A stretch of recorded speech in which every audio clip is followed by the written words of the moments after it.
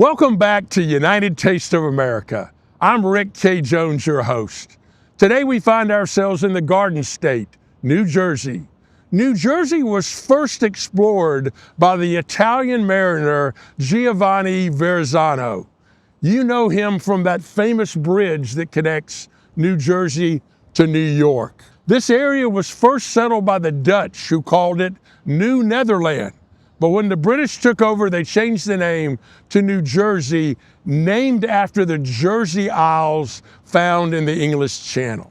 New Jersey was a pivotal colony during the Revolutionary War, with over 100 battles fought, including pivotal battles at Trenton and Princeton.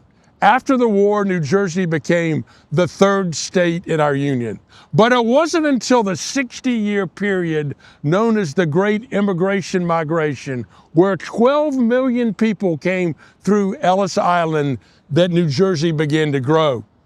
You know, many people think Ellis Island's in New York. It's not. It's in the waters of New Jersey. And many of those immigrants, especially Italians, settled here in New Jersey. Today, I'm on the Jersey Shore, and behind me is the famous Steel Pier in historic Atlantic City. You know Atlantic City because they built the first boardwalk along the beach in 1870. And you know it because of the famous board game Monopoly. This is also the home of the Miss America pageant. Today, New Jersey has a thriving economy and has more people per capita than any other state in the Union.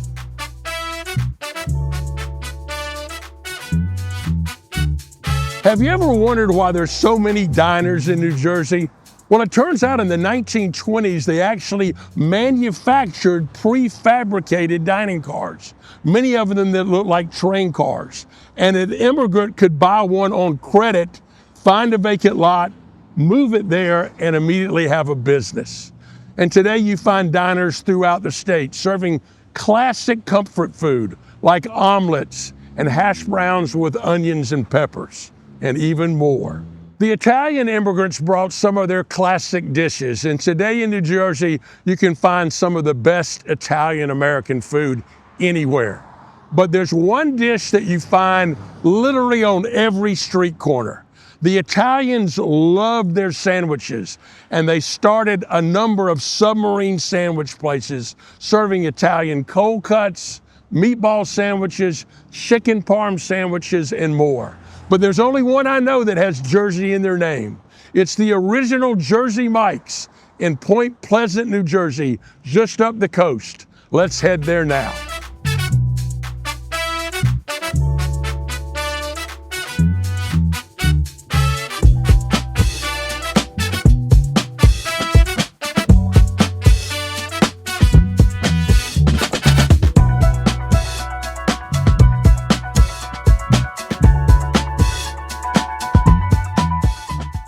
We're here in the original Jersey Mike's in Point Pleasant Beach, New Jersey.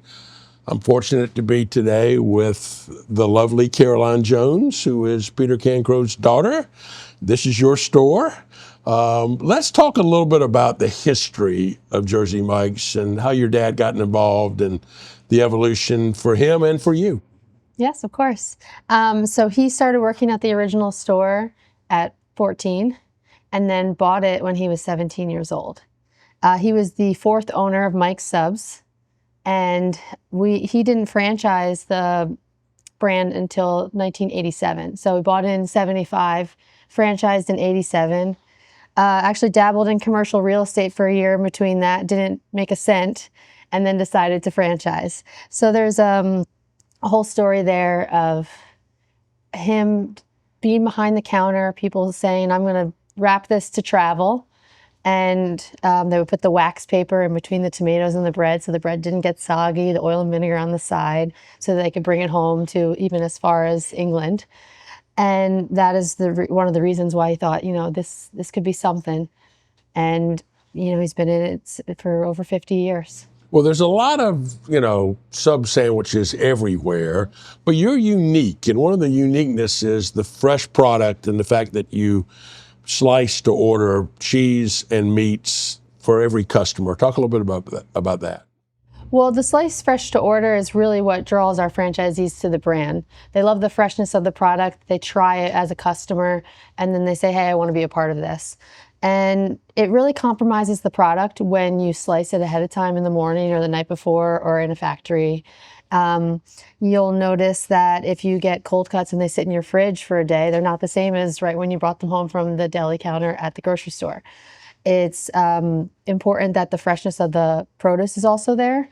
The lettuce is sliced every morning on the slicer, the onions, and we have tomato slicers that we use. We sort the tomatoes. It's kind of a winding down experience in the late afternoon after lunch for us, feeling the tomatoes, are they ripe enough?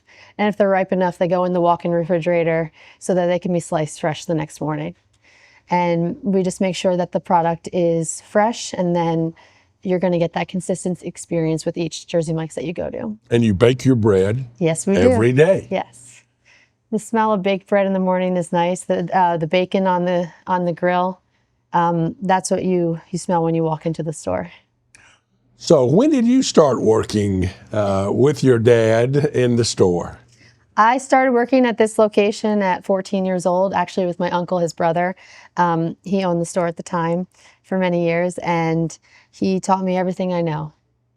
Okay, here in New Jersey, sub sandwiches are everywhere. Every time I drive through a small town, somebody's got a sub shop. Mm-hmm. It's kind of part of the fabric of what makes this state the state. I think it's from a lot of Italian immigrants that came here and could enter into a business in an inexpensive way to be able to start something for their families. Talk about that a little bit. Yes, there's a lot of delis in the Northeast, really, not just New Jersey. It's what you grow up on. You grow up on sandwiches, you grow up on subs. And when we introduce it to different areas, they go like this when you start with the oil and vinegar. They kind of cringe. And you just, try it Mike's way. And so it was a learning curve for people to not put mayo and mustard on every sandwich that they got in the Southeast especially. And really just once they taste the oil and vinegar, what we call the juice, they never go back. Yeah, because it really brings out the flavor of the meat, whereas mustard and mayonnaise covers up, in many cases, the flavor of the meat. It makes it taste like mustard or mayonnaise. Exactly. And in this case, you're tasting really great, just sliced meats. And so we've got the famous original Italian here. Talk a little bit about what that's made out of. Sure. So this one, as a slicer, it's the least one you want them to order because there's so many meats on it. You know, a turkey, that's great, just one meat. So you got the provolone ham, pizzatine, which is a peppered ham, the capicola, which is a hot ham, salami and pepperoni to round it out. And it's a big sandwich, and people just come to crave it and love it. New Jersey's also famous for this thing called Taylor ham or a pork roll. Do y'all do any of those products? Yeah, pork roll, egg and cheese. Yes, we do that for breakfast. It's a breakfast sandwich. So when a Jersey Mike's chooses to have breakfast available at their locations, pork roll is the #1 product that they would sell there. And so it is? So it goes on our mini rolls, okay, which is really a third of the giant. Okay. And it's pork roll, egg, fried egg, okay. American cheese, salt, pepper, ketchup. Salt, pepper, ketchup. Ketchup. Well, it's, that's a preference. You know, do you want SPK? Do you want salt, pepper, ketchup? Okay, that's pretty cool. That's very cool.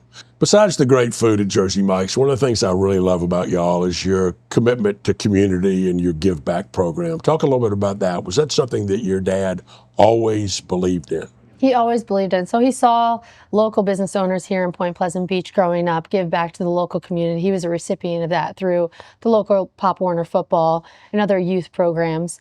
And it was a part of his business from the beginning. So really when our month of giving, which is the national giving program that started back in 2011, he decided, hey, I want to do a national giving, but I want everyone to give to the local communities. So how we started that is a franchisee area director in Dallas, Texas, gave to Wipe Out Kids Cancer. He did a month-long fundraiser. It was a free sub with a donation. It's evolved since then. And he heard about it. We took it nationwide. and it's over 200 plus charities that are recipients every March. This past year, we raised $30 million for the different local charities. Over 175 million has been raised since the program's inception. It's really rewarding because as a franchise owner, you're able to see that money that you raise with your customers go back to the local organization. You're able to see recipients from those charitable organizations come and speak to you and learn about their stories and how you help change their lives. We have crew members that take off school and come and make sure they work that day. We have a national competition of who sells the most sub sandwiches that day. And it is wild. I mean, there's stories of bread ovens failing and trying to, go to the local pizza shop to see if they can make bread just because they don't want to stay open for the day of giving. It's really an inspirational day. It's exhilarating, exhausting, it's fun, and we're really proud that it's come to be known the last Wednesday of every March. Jersey Mike's is giving away 100% of sales. Nothing is being kept. They don't cover food costs, labor. They give it all away. And they do it happily because they know that their customers are going to return. And a lot of people and a lot of our franchise owners learned about the brand by going to a day of giving or being part of a local charity. And they are just lifelong lovers of the brand. Well, one of the things I like is that you now have a thing that you can plus up. Like I could get my product and then give $5 more, and then I get a coupon that drives me back to the store too to be able to get a free sub, which I really like. The evolution of IT. All these things that we've wanted for years as they build the programs out in our app, it's been amazing that we've been able to have that and build our customer base and speak to them directly. That's been a game changer within the brand, especially during the COVID-19 pandemic, making sure that our customers knew that it was safe to come get our takeaway product. This is such a portable product. It really, we introduced a lot of people to the brand through that time as well. Well, when you do your day of giving or your month of giving, the amount of takeouts is incredible too. I don't know how they keep up with the orders that are coming in and the people in line. So you're trying to service the people in line and the people that are That's a huge emphasis. Yeah. We made, with the new store design over the last 5 years, we've done kind of back-to-back lines. We widened the space between the front and back line. And they both flow through to the end. So you got the online orders on the back line, the customer-facing orders on the front line, because the customers in the store are the most important. But we want to make sure that the customers that order ahead of time also get that craveable product and the correct order that they ordered as well. One of the other things I've noticed is y'all have been using Danny DeVito in some of the funniest commercials. Talk a little bit about him and how he's such a great representative of the brand. Well, Danny's from Asbury Park, just about 15-minute drive from here. So he's a Jersey guy. He gets it. He gets us. And a lot of his work on those commercials is off the cuff. The camera rolls and he just goes. He's a hard worker. He's really enthusiastic. We formed a great working relationship with Danny and his team. And it's been really fun. I've really enjoyed the ones with your dad and Danny, because your dad is almost, deadpan against Danny's craziness, but it really works. You should see the outtakes. It's hysterical.